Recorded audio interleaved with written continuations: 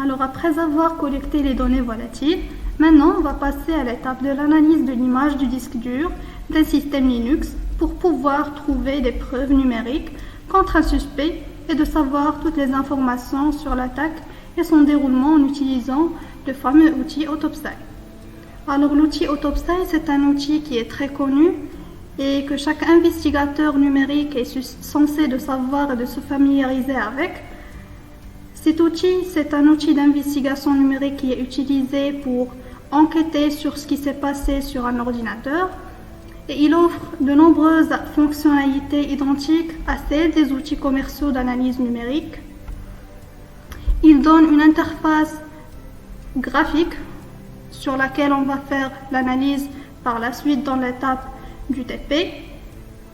Il permet de l'analyse de l'image comme on a déjà cité. Il permet l'analyse des répertoires et des fichiers et même de récupérer des fichiers qui sont supprimés.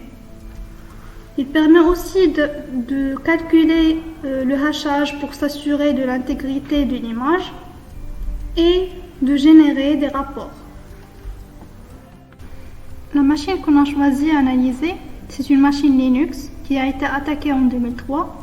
L'attaquant a pu accéder à la machine en exploitant des vulnérabilités dans le système pour envoyer des fichiers illicites, tels que la vulnérabilité Anonymous Authentication, qui est liée au protocole FTP.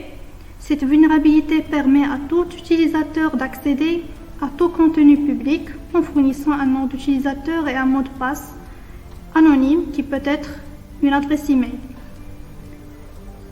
ainsi que la vulnérabilité de l'utilitaire MakeWhatIs qui donne à un utilisateur local les privilèges de l'administrateur pour créer ou bien écraser des fichiers du système. Alors l'attaque générée s'appelle attaque par rebond ou bouncing attack. Généralement, les serveurs FTP anonymes dont on a déjà parlé peuvent être sujets à des attaques par rebond.